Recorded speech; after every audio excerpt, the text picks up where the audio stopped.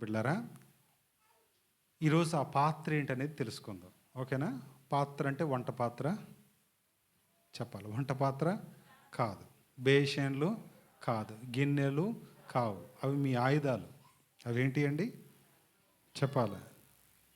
అవేంటి అండి? ఆయుధాలు. కోపం వచ్చినా అయ్యే ఇసురుతారు. మీ మీద మీకు కోపం వచ్చినా దాన్ని గట్టిగా రుద్దుతారు. కాబట్టి అవి ఏంటి? మీ ఆయుధాలు. దేవునికి స్తోత్రం. ప్రియమైనటువంటి దేవుని బిడ్డలారా, చిన్న ప్రార్థన చేసి మనం ముందుకెళ్దాం. దేవా, దీవించండి ప్రభువా. మరి కుటుంబంలో భార్య పాత్ర ఏంటి అంటే, నిన్ను నమ్మినటువంటి కుటుంబంలో భార్య ఎట్లా ఉండాలి అనేటి అంశం మీద ఈరోజు మేమందరం నీ వాక్యాన్ని తెలుసుకొని చుండగా మీరే మా మధ్య ఉండి మహిమ ఘనత ప్రభావాలు పొందమని, వినుచున్న ప్రతి హృదయాన్ని మీరే తాకమని యేసుక్రీస్తు నామములో ప్రార్థించి వేడుకుంటున్నాను తండ్రి, ఆమేన్. ప్రియమైనటువంటి దేవుని బిడ్డలారా, ఆది యందు దేవుడు భూమి ఆకాశములను సృజించిన తర్వాత సమస్తమైనటువంటి జీవరాశులను, సమస్తమైనటువంటి ఆకాశ పక్షులను, సముద్ర మత్యములను, వృక్షములను అన్నిటిని చేసిన తర్వాత ఆయన మనిషిని చేద్దామని అనుకున్నారు. దేవునికి స్తోత్రం. మనిషిని తయారు చేసి ఆయన నాసిక రంధ్రములలో జీవవాయువునుది వీటన్నిటినీ ఆయన దగ్గరికి తీసుకొని వస్తే ఆదాము అన్నిటికీ కూడా పేర్లు పెట్టాడు. పందికేమో పంది, కుక్కకేమో కుక్క, పిల్లికని పిల్లి, అనేక రకాలైనటువంటి పేర్లు ఆదాము గారు పెట్టారు. కానీ అవేవి కూడా ఆదామునకు సాటి అయిన సహాయము కాలేదు. దేవునికి స్తోత్రం. అందుకని దేవుడు ఎలా చేద్దాం అనుకున్నాడంటే, ఆదికాండము మొదటి అధ్యాయము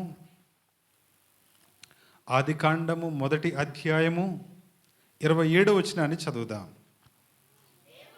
దేవుడు తన స్వరూపమందు నరుని సృజించెను, దేవుని స్వరూపమందు వాణ్ణి సృజించెను, స్త్రీనిగాను పురుషునిగాను వారిని సృజించెను. దేవునికి స్తోత్రం.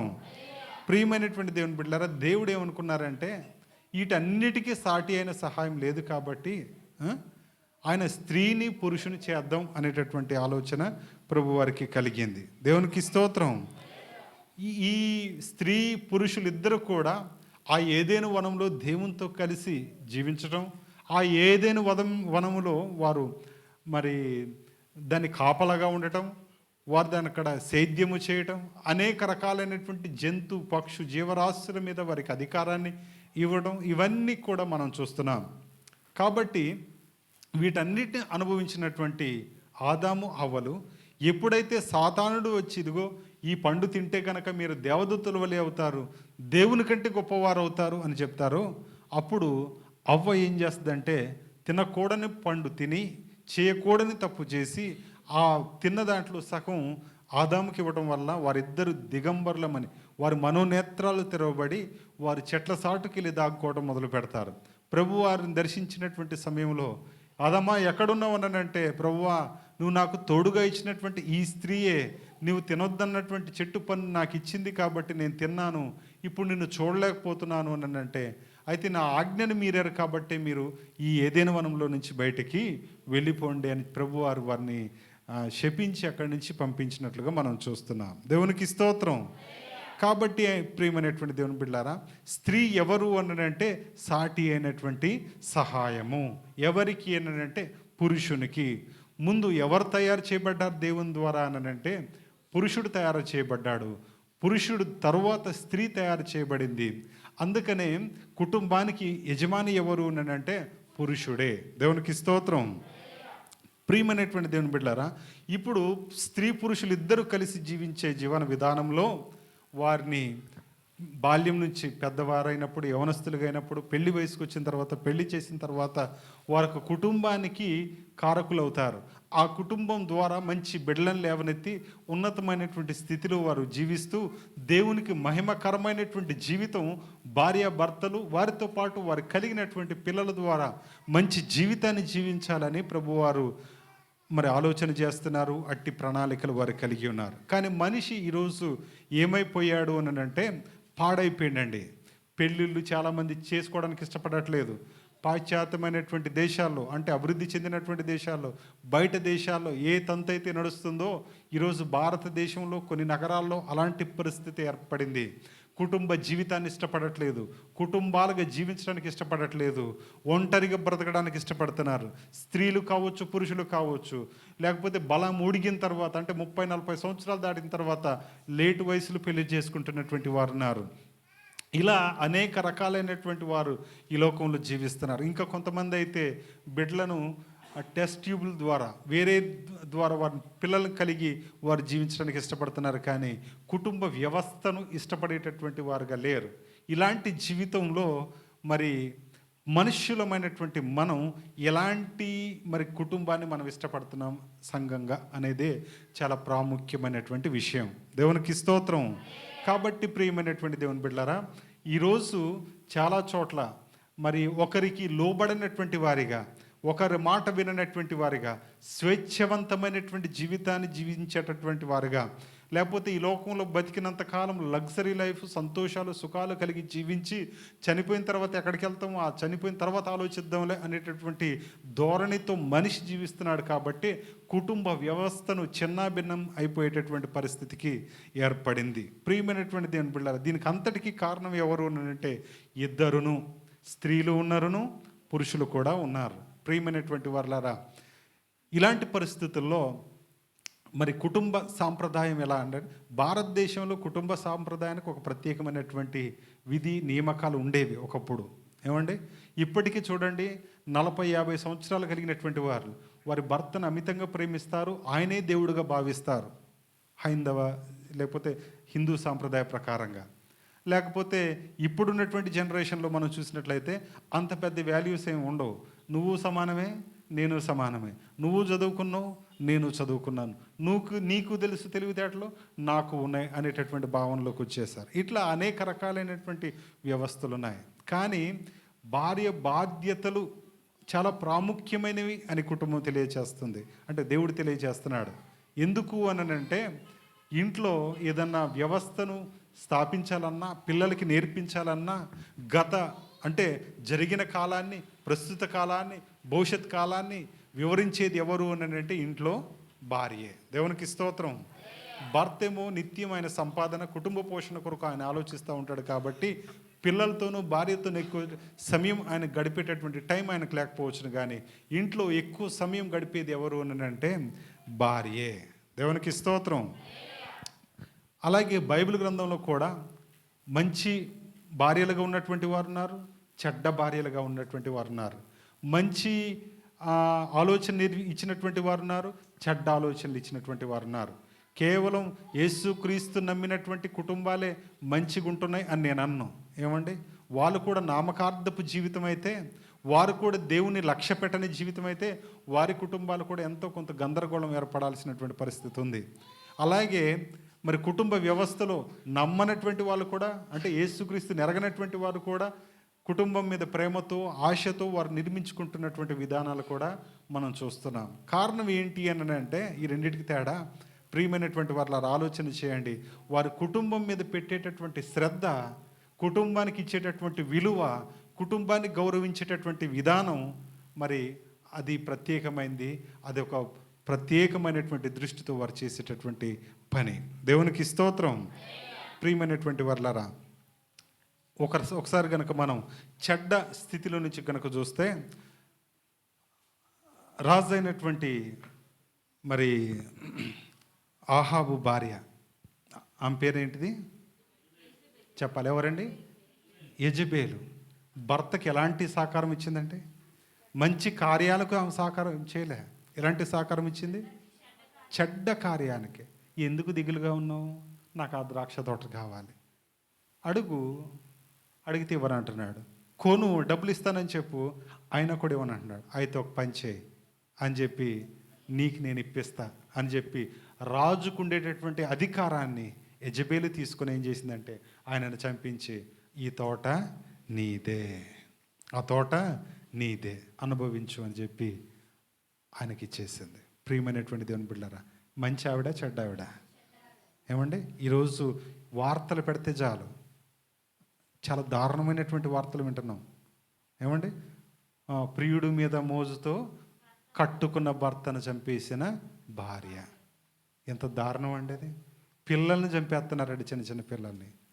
ఇహలోకమైనటువంటి క్షణకావేశం కలిగేటటువంటి సుఖానికి వాళ్ళు ఇష్టపడి ఏం చేస్తున్నారు అని అంటే భర్తను చంపేస్తున్నారు, భార్యను చంపేస్తున్నారు, అత్తమామల మీద దాడులు చేస్తున్నారు. మొన్న ఒక వార్త వింటే అత్తగారు చెవి కొరికేసిందటండి కోడలో.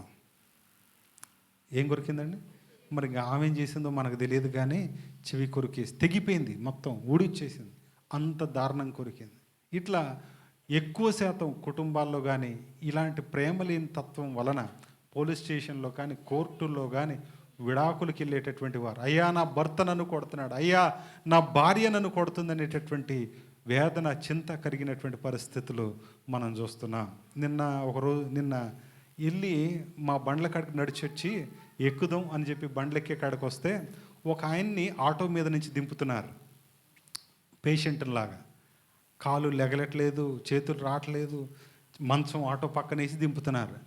అయ్యో పాపం, ఎక్కడి నుంచి తీసుకొచ్చారు ఈ పేషెంట్, ఏ హాస్పిటల్కి వెళ్ళి వస్తున్నారు అని చెప్పి పక్కనే బెంచమిన్ గారు ఉంటే ఆయన అడిగాను, బాబు ఎవరైనా పేషెంట్ ఏ ఊరు అని అంటే ఈయన ఒక ఛాలెంజ్ చేశాడు అని అన్నారు. ఏం ఛాలెంజ్ చేశాడు అని అంటే వాళ్ళ అత్తగారికి ఛాలెంజ్ చేశాడట. ఏమని, నువ్వు నన్నేమీ చేయలేవు అని అన్నాడట.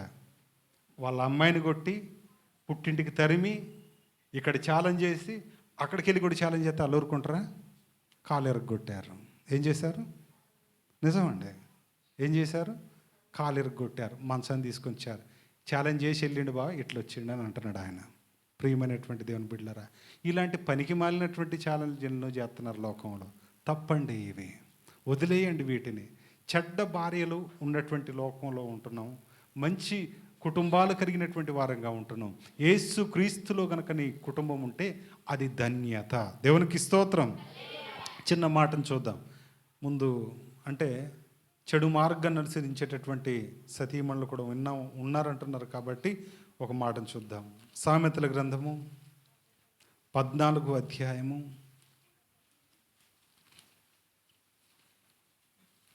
14వ అధ్యాయం మొదటి వచనం చదవండి అమ్మా. జ్ఞానవంతురాలు తన ఇల్లు కట్టును, 3 రాలు తన చేతులతో తన ఇల్లు ఓడబెరుకును. ఏంటండి? పై మాట వదిలేయండి, కింద మాట చదువుదాం. 3 రాలు తన చేతులతో తన ఇల్లు ఓడబెరుకును. చెడ్డ భార్యకు ఉండేటటువంటి లక్షణం, ఆమె ఇంటిని ఆమె నాశనం చేసుకుంటుంది. ఎవరో చేయనవసరంలా, ఎవరో నాశనం చేయనక్కర్లా. ఆమె చేసేటటువంటి పనులే, ఆమె చేసేటటువంటి కార్యాలే, ఆమె చేసేటటువంటి చెడ్డ పనులే కుటుంబాన్ని పట్టించుకోకపోవటం, పిల్లల మీద ధ్యాస లేకపోవటం, భర్తకు విలువ ఇవ్వకపోవడం, ఇవన్నిటి వల్ల ఏం కలుగుతుంది అని అంటే 3 రాలు తన చేతులతోనే తన ఇల్లు ఓడబెరుకుతుంది. ఇల్లు అని అంటే కట్టడం కాదు, కానీ కుటుంబ నిర్మాణం. దేవునికి స్తోత్రం. భర్తకి ఇవ్వాల్సినటువంటి గౌరవం ఇవ్వదు, పిల్లల్ని చూసుకో విధానం వాళ్ళని చూసుకోదు, అత్త మామల్ని చూసుకోదు, తర్వాత వచ్చే అతిథులను కానీ బంధువులను కానీ చుట్టాలను కానీ ఎవరిని కూడా పట్టించుకోలేనటువంటి స్థితిలో ఈ స్త్రీ ఉంటుంది. ఆమె ఎవరు అని అంటే 3 రాలు. ఎవరండి? 3 రాలు.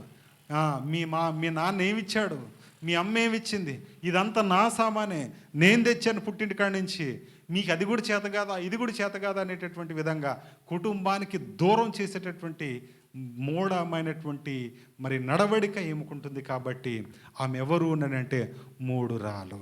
చాలా జాగ్రత్తగా ఉండండి. మీరు ఇద్దరిలో ఎటువైపు నుంచి మీ ఇంటికి సామాను వచ్చినా అది మిమ్మల్ని ప్రేమించే ఇచ్చిందిగా భావించండి. దేవునికి స్తోత్రం. అర్థమైందండి?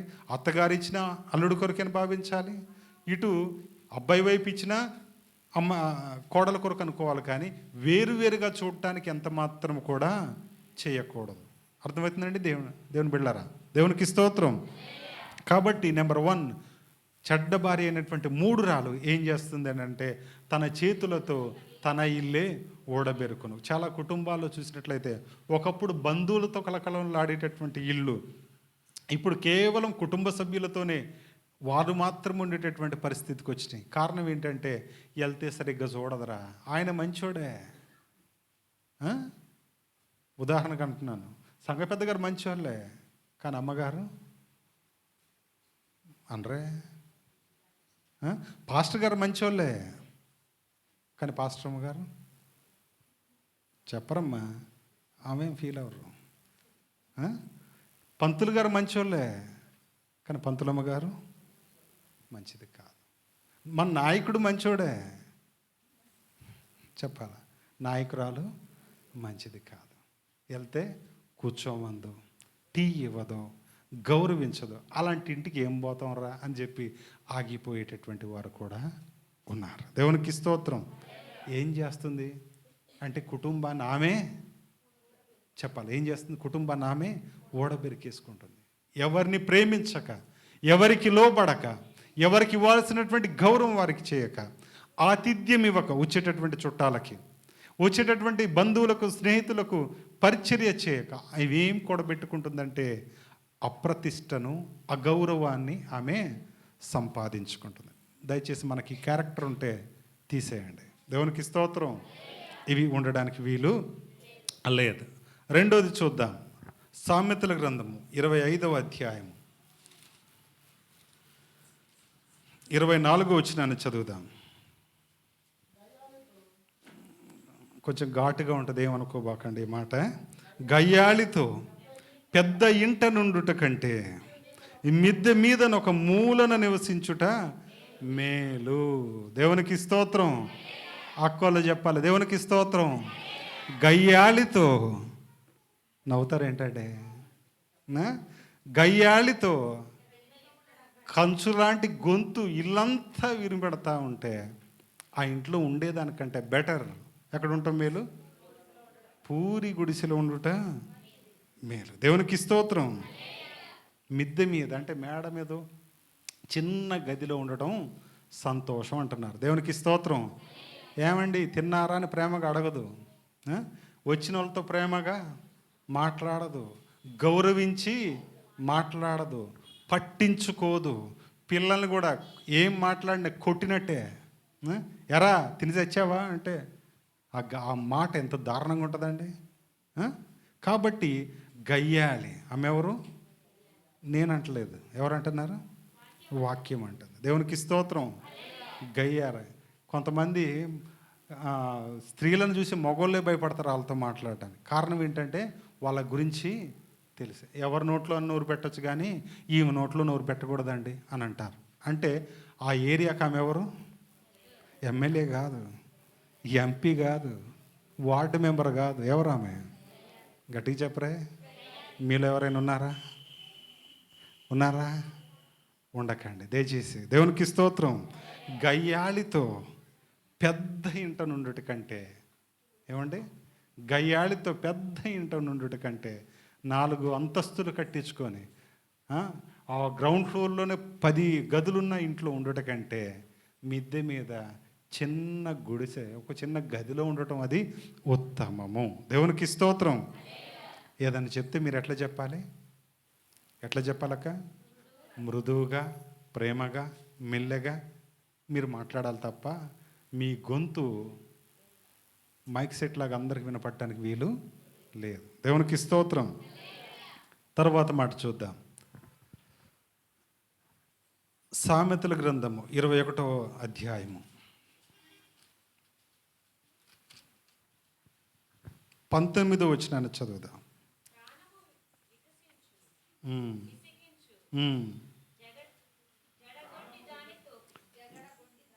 మళ్ళా ఫస్ట్ నుంచి చదవండి అమ్మ. ప్రాణము విసికించు జగడగొండి దానితో కాపురము చేయుట కంటే అరణ్య భూమిలో నివసించుట మేలు. దేవునికి స్తోత్రం.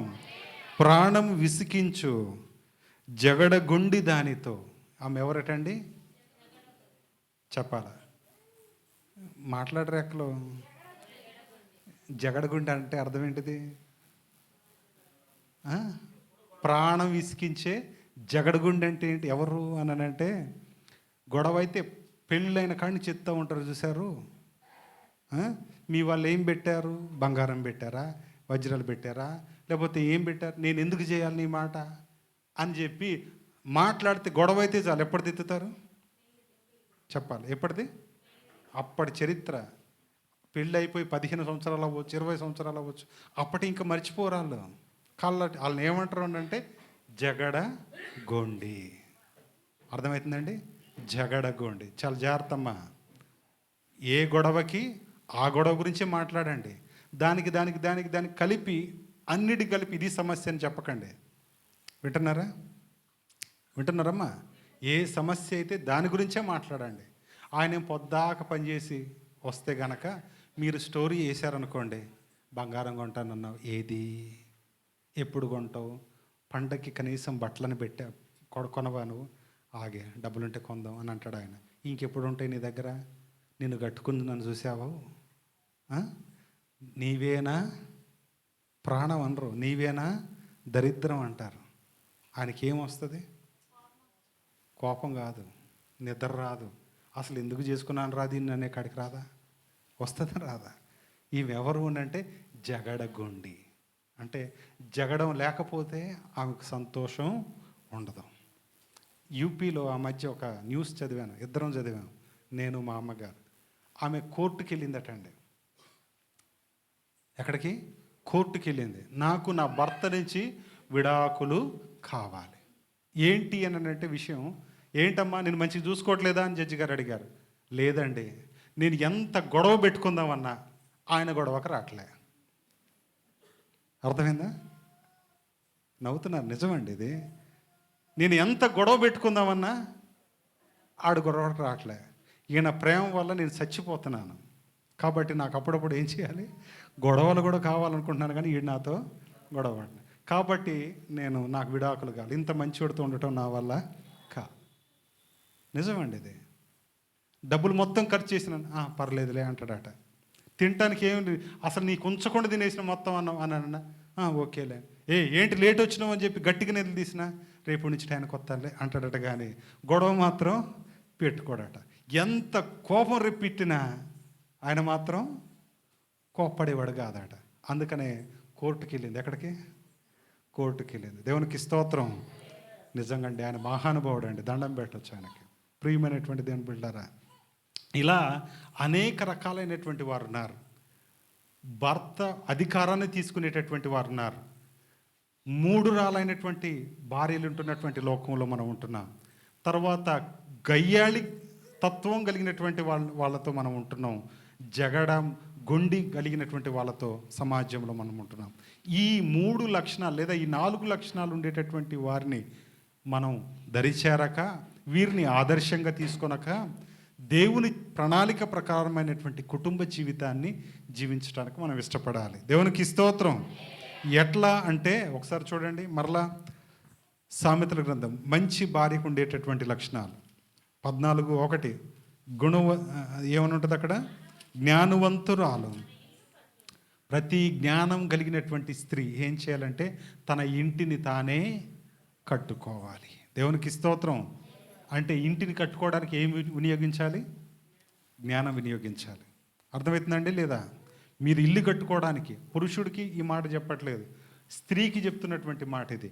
జ్ఞానవంతురాలు తన ఇల్లు కట్టును. జ్ఞానం కలిగినటువంటి ప్రతి భార్య, దేవుని జ్ఞానం కలిగినటువంటి ప్రతి స్త్రీ కుటుంబ నిర్మాణ విషయంలో మీరు జ్ఞానంగా వ్యవహరించాల్సినటువంటి వారై ఉన్నారు. ప్రతిరోజు ప్రార్థన చేయాల్సినటువంటి వారై ఉన్నారు. ప్రతిరోజు వాక్య ధ్యానము చేయాల్సినటువంటి వారై ఉన్నారు.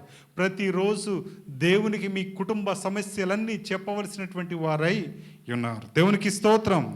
కాబట్టి మీ కుటుంబ వ్యవస్థలో మీరే నిర్మాణం చేయబోతున్నారు. కాబట్టి మీ నిర్మాణంలో దేవుని జ్ఞానాన్ని మీరు వినియోగించేటటువంటి వారై ఉండాలి. దేవునికి స్తోత్రం. దేవునికి స్తోత్రం. ఇంకో మాటను చూద్దాం, దయచేసి చూడండి. సామెతల గ్రంథము 12వ అధ్యాయము 4వ వచనాన్ని చదువుదాం. యోగ్యురాలు తన పెనిమిటికి కిరీటము. దేవునికి స్తోత్రం. యోగ్యమైనటువంటి భార్య తన పెనిమిటికి, ఆమె ఎలాంటిదటండి? కిరీటం. దేవునికి స్తోత్రం. యోగ్యము కలిగినటువంటి భార్య, ఆమె భర్తకు ఆమె ఎవరు? కిరీటం. నిజంగా ఇన్ని రుచులు, ఇన్ని అభిప్రాయాలు, ఇంత మంచి ఇల్లు ఇంత నీట్గా ఉంచుతున్నారంటే నిజంగా అక్క ఎంతో కష్టపడుతున్నారు. ధన్యురాలు అని అంటారు. దేవునికి స్తోత్రం. ప్రియమైనటువంటి దేవుని బిడ్డలారా, మీరు కిరీటాలు. మీ కుటుంబానికి మీరే కిరీటాలు. అర్థమవుతుందండి లేదా? అక్కలో వింటున్నారా? ప్రియమైనటువంటి వాళ్ళారా, మీ ఇంటి వ్యవస్థలో మీ భర్తకు, మీ ఇంటి పక్కన ఉండేటటువంటి చుట్టుపక్కల వారికి మీరు కిరీటంగా ఉండాలి. మంచి నడవడికను మీరు కలిగి ఉండాలి. మంచి స్వభావాన్ని మీరు కలిగి ఉండాలి. ఇరుగు పొరుగు మీ దగ్గరకు వచ్చి సలహాలు తీసుకునేటటువంటి వారై ఉండాలి. ఇతరులకు మేలు చేసేటటువంటి వారై ఉండాలి. దేవునికి స్తోత్రం.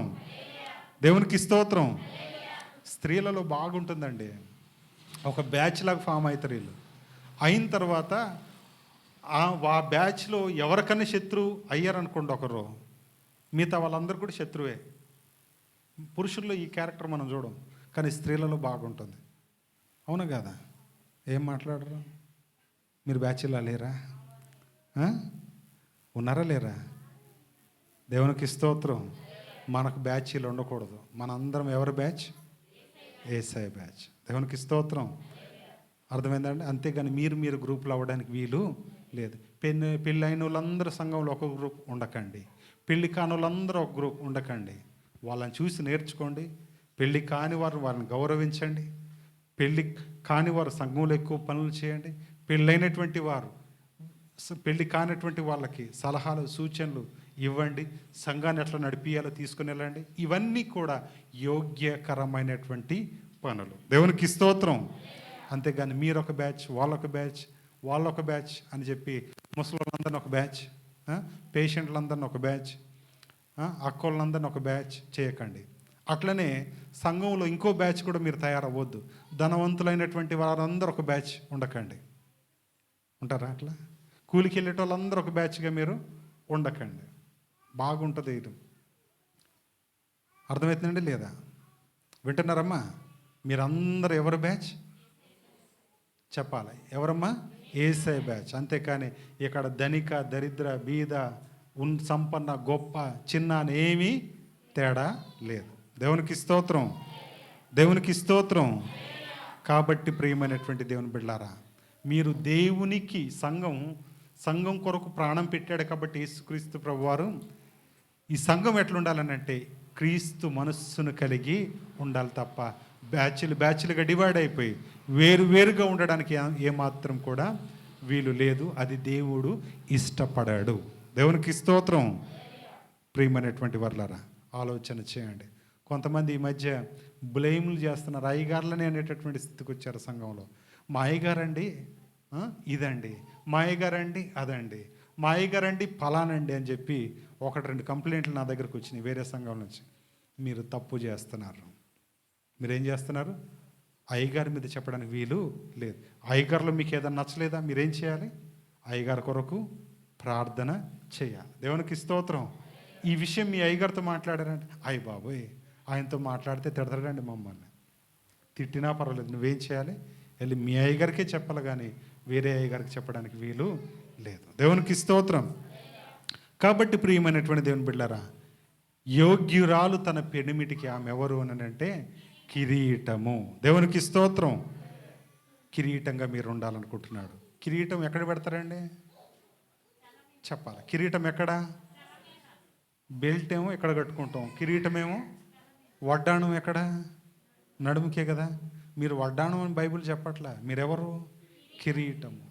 అందరు కనపడేటట్టు మీ మంచితనం, మీ గుణం, మీ క్యారెక్టర్, మీ ప్రవర్తన, మీ మాట తీరు సమాజం అందరికీ కనపడేటట్టు మీరు చేయాలి. దేవునికి స్తోత్రం. తర్వాత ఇంకో మంచి గుణాన్ని చూద్దాం. సామెతల గ్రంథము 31వ అధ్యాయము, సామెతల గ్రంథము 31వ అధ్యాయము 10వ వచనాన్ని చదువుదాం. గుణవతి అయిన భార్య దొరుకుట అరుదు, అట్టిది ముత్యముల కంటే అమూల్యమైనది. 12వ వచనం కాడి నుంచి చదువుదాం. ఆమె తన బ్రతుకు దినములన్నీ అతనికి మేలు చేయను గాని కీడేమీ చేయదు. దేవునికి స్తోత్రం. హల్లెలూయా. గుణవతి అయినటువంటి స్త్రీ, గనక దొరికితే ఆమె ఎవరు అని అంటే ముత్యాల కంటే శ్రేష్టమైనది. దేవునికి స్తోత్రం. పురుషునికి ఆమె మేలే చేస్తుంది ఏ రకంగా అయినా, కానీ కీడు ఏమాత్రము చేయదు. కీడు చేయాల్సిన పరిస్థితి వస్తే ఆమె ఆగిపోద్ది తప్ప కీడు మాత్రం చేయదు. దేవునికి స్తోత్రం. ఇదిగో మీ ఆ నాన్నోళ్ళ దగ్గరికి నా పర్మిషన్ లేకుండా వెళ్తే గనక నీకు ఫుడ్ కట్ అనేటటువంటి వాళ్ళు ఉన్నారు, తెలుసా? ఎవరిని చెప్పాలి?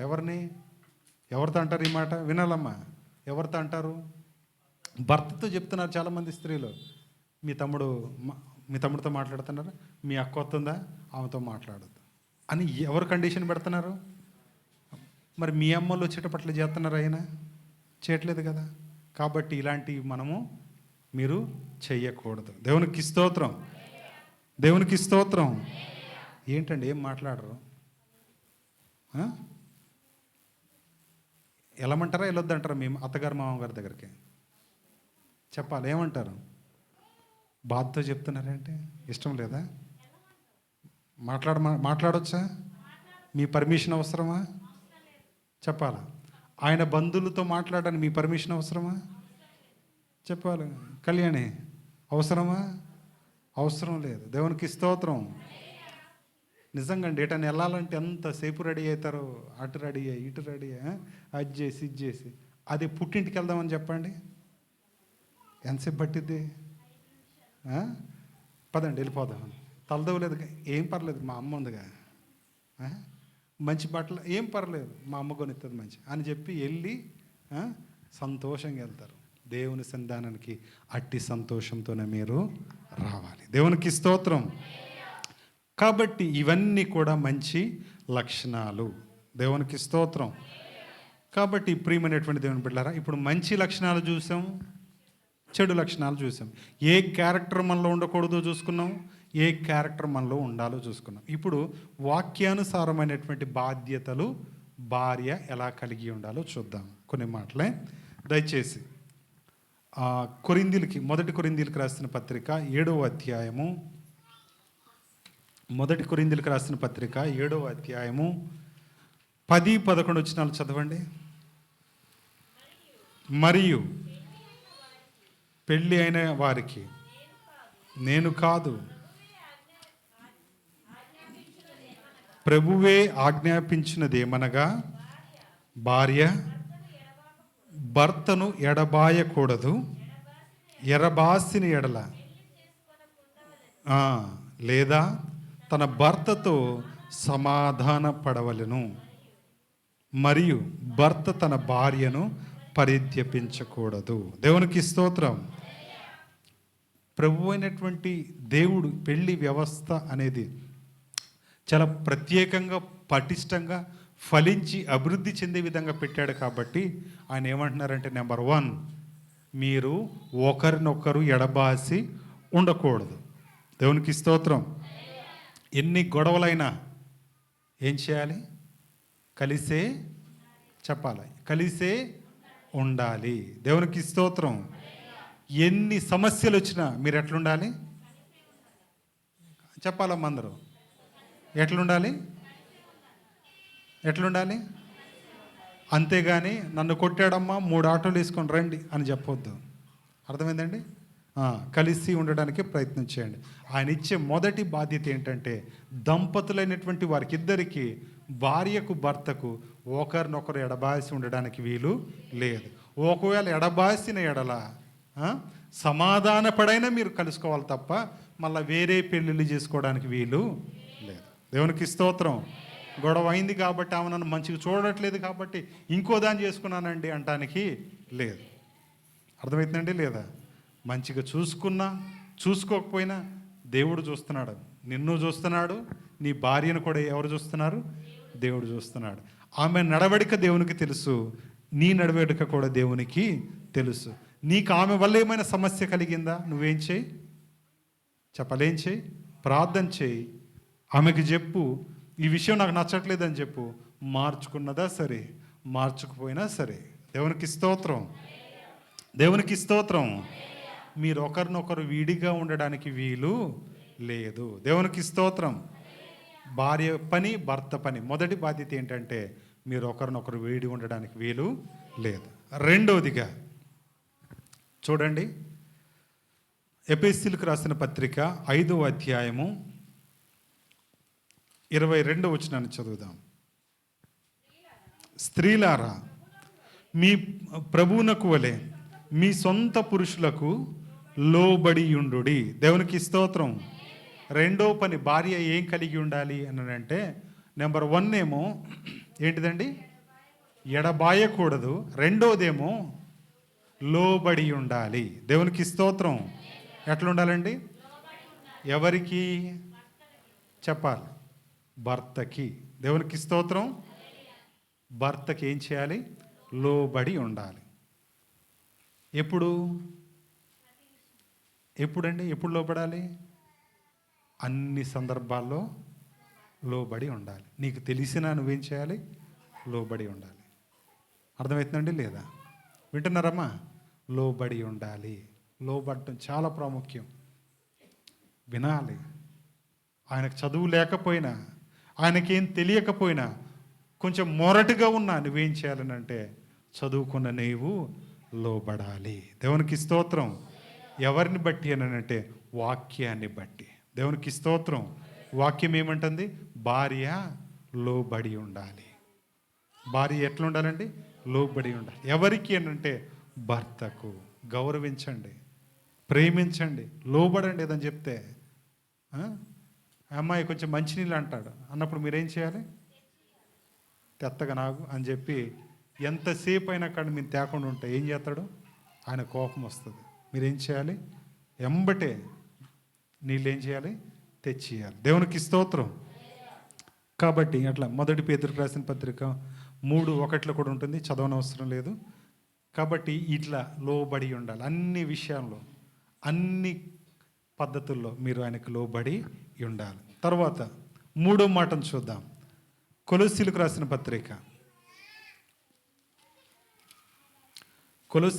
పత్రిక 3వ అధ్యాయము 18వ వచనాన్ని చదువుదాం. కొలొస్సీయులకు రాసిన పత్రిక 3:18 చదవండమ్మా. భార్యలారా, మీ భర్తలకు విధేయులై ఉండుడి. దేవునికి స్తోత్రం. లోబడ్డం, విధేయత చూపటం రెండు వేరు. అర్థమవుతుందండి? విధేయులై ఉండండి, చెప్పిన మాట వినండి. లోబడ్డం అంటే ఆయనకంటే కొంచెం తగ్గి ఉండటం. రాగానే, ఆయన పనిలో నుంచి రాగానే మీరేం చేయాలి? చెప్పాలి. ఏం చేయాలమ్మా? లేచి నిలబడి ఆయనను గౌరవించాలి. అర్థమైందా? వింటున్నారా?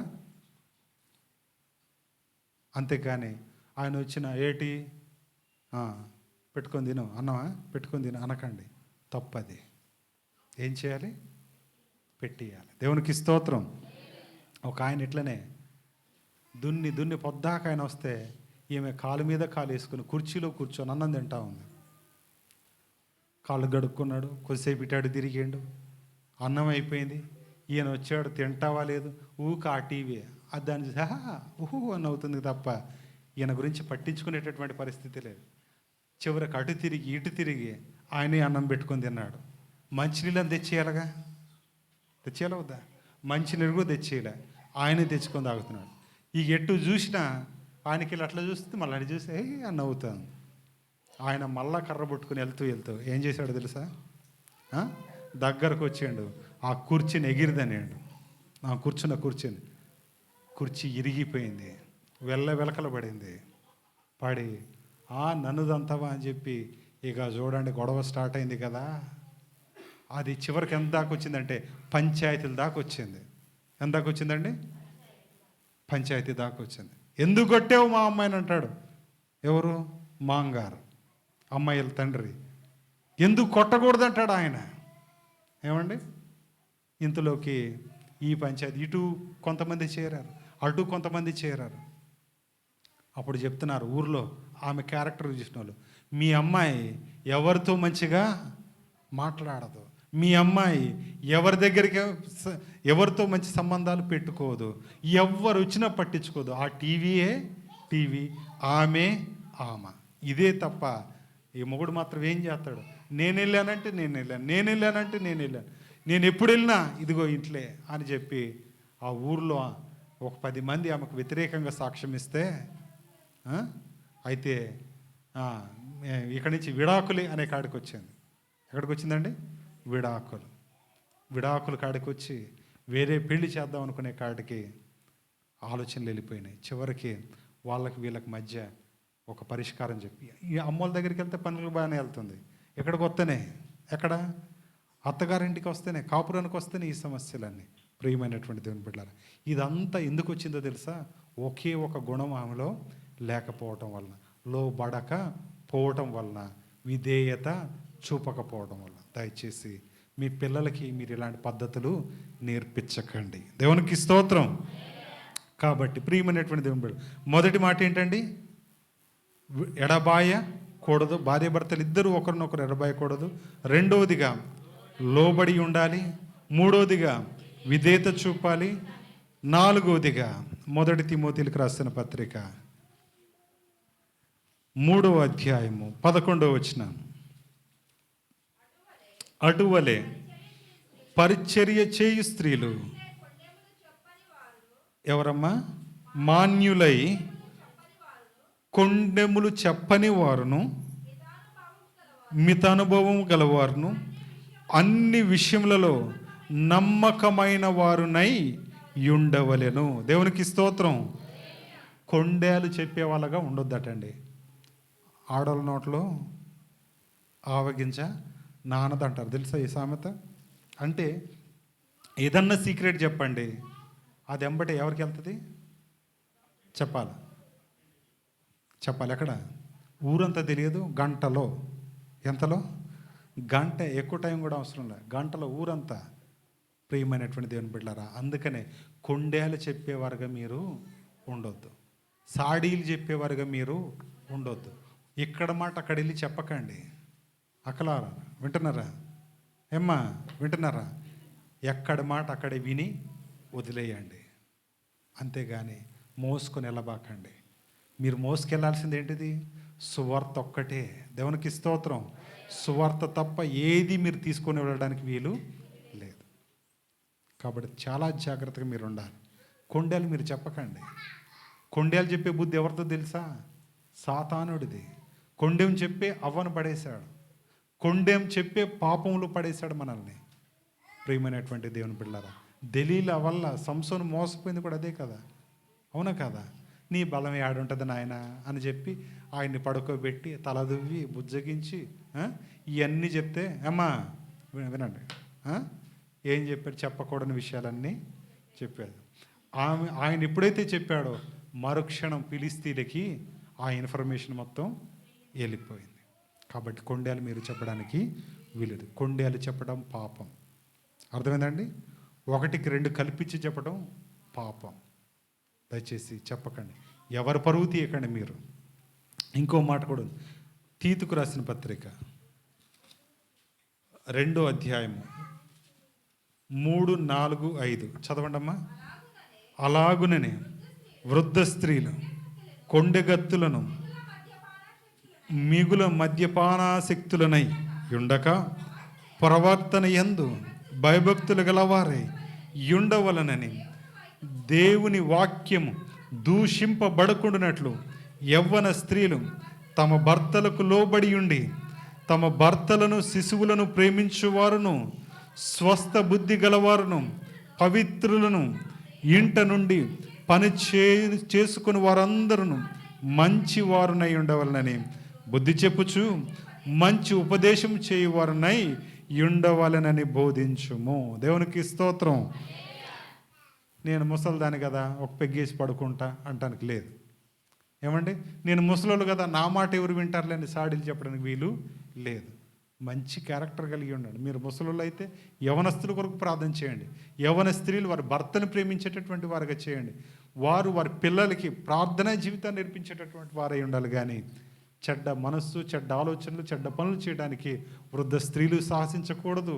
యవ్వన స్త్రీలు పెళ్ళైనటువంటి వారు కూడా సాహసించకూడదు. దేవునికి స్తోత్రం. ప్రియమైనటువంటి దేవుని బిడ్డలారా, ఒకసారి మళ్ళీ అన్నీ చెప్దామా? 4 క్యారెక్టర్లు ఏమేమి ఉన్నాయో ఏమండి? దేవుని నమ్మినటువంటి కుటుంబంలో భార్యకు ఉండాల్సినటువంటి బాధ్యతలు: భర్తను ఎడబాసి ఉండకూడదు. రెండవదిగా లోబడి ఉండాలి, భర్తకు లోబడి ఉండాలి. మూడవదిగా భర్తకు విధేయత చూపించాలి. నాలుగవదిగా కొండేలు చెప్పడానికి వీలు లేదు, చెప్పొద్దు. దేవునికి స్తోత్రం. ఐదవది ఆఖరి విషయం చూసి మనం ముగించుకుందాం. ఎఫెసీయులకు రాసిన పత్రిక 5వ అధ్యాయము 26వ వచనాన్ని చదువుదాం.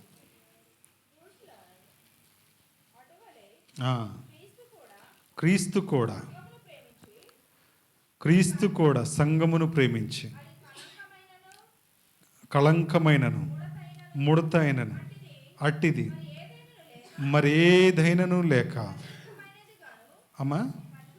పరిశుద్ధమైనది గాను నిర్దోషమైనది గాను మహిమ గల దేవుని సంఘము గాను ఆయన తన ఎదుట నిలవబెట్టుకొనవలెనని వాక్యముతో ఉదక స్నానము చేత దానిని పవిత్రపరిచి పరిశుద్ధపరచుటకై దాని కొరకు తన్ను తాను అప్పగించుకొనెను. అటువలనే పురుషులు కూడా తన సొంత శరీరము వలె తమ భార్యలను ప్రేమింపబద్దులై ఉన్నారు. తన భార్య ప్రేమించువాడు తన్ను ప్రేమించుకొనుచున్నాడు. తన శరీరమును ద్వేషించువాడు లేడు కానీ ప్రతివాడు దాన్ని పోషించి సంరక్షించుకొనును. మనము క్రీస్తు శరీరమునకు అవయవములై ఉన్నాము గనక అలాగే క్రీస్తు కూడా సంఘమును పోషించి సంరక్షించును. దేవునికి స్తోత్రం. ప్రియమైనటువంటి దేవుని బిడ్డలారా, ఏంటిది అని అంటే ఆయన తన ఎదుట దానిని నిలవబెట్టుకొనవలనని వాక్యము చేత దాన్ని పవిత్రపరచుటకై ఉతక స్నానము చేత మనల్ని తయారు చేస్తున్నాడు. దేవునికి స్తోత్రం. ఎట్లా అంటే మనము పరిమళ సువాసనగా ఉండాలని. ఎట్లటండి? పరిమళ సువాసన. మనము క్రీస్తునకు అవయవం. మీ కుటుంబం ఒక అవయవం, మీ పిల్లలు ఒక అవయవాలు, భార్య భర్తలు ఇద్దరు కూడా ఒక అవయవం. కాబట్టి మిమ్మల్ని నిలబెట్టింది, మీకు ఆ జీవితాన్ని ఇచ్చింది ఎందుకు అంటే ఆయన మహిమ పరచడానికి, ఆయన మహిమ పొందడానికి. కాబట్టి నీ ఇష్టమైన సారంగా నువ్వు జీవించడానికి వీలు లేదు. నీ భార్య ఇష్టానుసారమైనటువంటి జీవితం ఆమె జీవించడానికి వీలు లేదు. మీరు కొండేలు చెప్పేవారుగా ఉండొద్దు. విధేయత చూపించండి ఒకరికి, లోబడండి ఒకరికి, ఒకరినొకరు ఎడబాసి ఉండడానికి వీలు లేదు. దేవునికి స్తోత్రం. దేవునికి స్తోత్రం. గొడవలు అయితే ఇంట్లో ఎవరికి మాత్రం గొడవలు కావండి? ఏమండి? ప్రతి ఇంట్లో గొడవలు జరుగుతాయండి. సేవకుల ఇళ్ళలో జరుగుతాయి, సంఘ పెద్దల ఇళ్ళలో జరుగుతాయి, సంఘస్థులలో కూడా జరుగుతాయి. జరిగినప్పుడు ఏం చేయాలని అంటే మిమ్మల్ని మీరు తగ్గించుకొని క్షమాపణ ఒకరికొకరు చెప్పుకోవాలి. దేవునికి స్తోత్రం. గొడవ అయింది కాబట్టి వేరే దారి ఆలోచన చేయడానికి వీలు లేదు. తప్పది, అది పాపం. దేవుడు నిన్ను పుట్టించి పెంచి ఒక కుటుంబ వ్యవస్థగా నిన్ను నిలబెట్టింది. ఎందుకంటే అనేకులకు వెలుగుగా నిన్ను నియమించాలనుకుంటున్నాను. అందుకనే ప్రతిరోజు మీ కుటుంబం వాక్యమనే ఉదక స్నానం మీరు ప్రతిరోజు చేయించాలి. దేవునికి స్తోత్రం. అదే కదా ఆయన అంటున్నాడు, ఒకరికొకరు లోబడుతూ వాక్యం చేత ఉదక స్నానం చేత మీరేం చేయండి? పవిత్రపరచుకొనుటకై దాన్ని తన్ను తాను మన కొరకు అప్పగించుకొనేను. మనకు పవిత్రత రావాలని యేసుక్రీస్తు ప్రభువు వారు తగ్గించుకున్నారు. ఈరోజు నీ భార్యకి సారీ చెప్తే వచ్చే నష్టం ఏమని చెప్పు? ఆలోచన చేయండి ఒకసారి. సారీ అని చెప్తే తప్పేమైనా ఉందా? భర్తకి వెళ్ళి సారీ అని చెప్తే తప్పేమైనా ఉందా? ప్రేమించినప్పుడేమో ఎక్కడ పెళ్ళిళ్ళు ఫోటోలు కడ చూస్తారా? అట్లా దిగి ఇట్లా దిగి ఇద్దరిని అట్లా దిగి, అది రకరకాల యాంగిల్. నాకైతే సిగ్గు వచ్చింది మా పెళ్ళి అప్పుడు దిగటానికి. నిజం చెప్తున్నానండి. అన్నీ దిగుతారు. కోపం వచ్చినప్పుడు, లేకపోతే ప్రేమ కలిగినప్పుడు, లేకపోతే గొడవలైనప్పుడు ఆ ప్రేమ అంతా ఎడిపోద్ది. చెప్పాలా? ఎడిపోద్ది. అప్పుడేం ఫోటోగ్రాఫర్ చెప్తే పట్టుకుంటావు, ఇప్పుడు గొడవ అయితేనేమో వదిలేస్తావు. ఏం మనిషివే నువ్వు? కాబట్టి అట్లా ఉండడానికి వీలు లేదు. దేవునికి స్తోత్రం, దేవునికి స్తోత్రం. కాబట్టి ఎల్లప్పుడూ మీరు ప్రేమించేటటువంటి వారై ఉండాలి. దేవునికి స్తోత్రం. కాబట్టి దేవుడు చెప్తున్నటువంటి మాట, మీ కుటుంబాన్ని ప్రేమించి ఆయన నీకు ఇస్తున్నటువంటి ఈ 5 మాటలు ఒకరినొకరు ఎడబాసి ఉండొద్దు. గొడవలు అయి మనస్పర్ధలు అయితే భారతదేశ సర్వే ప్రకారంగా 40% మంది కుటుంబంలో శాంతి లేకుంటున్నారటండి. అంటే ఎడముఖం పెడముఖం, తినటానికి తింటున్నారు, ఉండటానికి కలిసి ఉంటున్నారు ఒకే ఇంట్లో, ప్రేమ లేదు, ఐక్యత లేదు, సహవాసం లేదు. ఆమె అడి తిరిగి పడుకుంటే ఈయన ఇటు తిరిగి, ఒక ముచ్చట లేదు, పిల్లలకి ఎట్లున్నారు, ఏమీ లేవు. కాబట్టి భారతదేశంలో విడిపోతున్నటువంటి బంధాల సంఖ్య రోజు రోజుకి పెరిగిపోతుంది. నీ బంధం ఎట్లుందో ఒకసారి నువ్వు చూసుకో. ఒకవేళ తెగిపోయేటట్టుంటే ఈ రోజు నీ బంధాన్ని నువ్వేం చేయి, క్రీస్తులో ముడిపరుచుకోవాల్సినటువంటి వారై ఉన్నారు. క్షమాపణ చెప్పండి, సారీ చెప్పండి. ఉదయాన్నే వెళ్ళి గుడ్ మార్నింగ్ అని చెప్పండి. మీ భార్యకి తప్పేం కాదు. చెప్తారమ్మా? ఏం మాట్లాడరు? చెప్తారా? గుడ్ మార్నింగ్ అని చెప్తారా? వందనాలు అని చెప్పుకుంటారా? నాకే చెప్తారా? వందనాలని చెప్పాలి అందరికీ. ఏమండి, అక్క అన్నకి చెప్పాలి. ఎంతమంది చెప్పుకుంటున్నారు? ఒకసారి చేయెత్తుదాం. ఉదయం లేచి మా ఆయనకి నేను వందనాలని చెప్తున్నాను. అమ్మో, ఇంతమంది ఉన్నారా? అయ్యయ్యో. ఇక నుంచి మీకు అందరికి ఒక టాస్క్ ఇస్తున్నాను. ప్రతిరోజు మీరేం చేయాలని అంటే గుడ్ మార్నింగ్, వందనాలని చెప్పాలి. చెప్తారా? యవన వాళ్ళు ఎరా, వరలక్ష్మి గారు చెప్తారా? గుడ్ మార్నింగ్ అని చెప్పాలి. చెప్తావా? వెరీ గుడ్, దేవునికి స్తోత్రం. బాయక్క గారు చెప్తారా? తిరుపతమ్మ గారు, శాంతమ్మ గారు ఏమని చెప్పాలా? గుడ్ మార్నింగ్, వందనాలు. దేవునికి స్తోత్రం. డేవిడ్ రాజు గారు చెప్తారండి? వెరీ గుడ్, దేవునికి స్తోత్రం. ప్రశాంత్ బాబు, నాగేష్ చెప్తావా? వీలైతే ఇంకా నీకు ప్రేమ వస్తే పెళ్ళప్పుడు చెప్పే ఒక మాట, ఏం మాట? ఆ మాట కూడా చెప్పండి, తప్పు లేదు. భార్యే కదా, వేరే వాళ్ళతో చెప్తే గొడవ, అవునా? భార్యకి చెప్తే ఎలాంటి గొడవ లేదు. దేవునికి స్తోత్రం. కాబట్టి ప్రతిరోజు మీరేం చేయండి? గుడ్ మార్నింగ్, వందనాలు అని చెప్పండి. దేవునికి స్తోత్రం. కృష్ణరాజు అన్న వెరీ గుడ్, దేవునికి స్తోత్రం. భయపడే పనే లేదు, అంతేనా? వాళ్ళు లేకంగానే చీపురు పట్టుకుంటారు. వాళ్ళ గురించి మనకొద్దు. మనం లేకంగానే ఏం చేయాలా? చెప్పాలి. మనం లేకంగానే ఏం చేయాలా?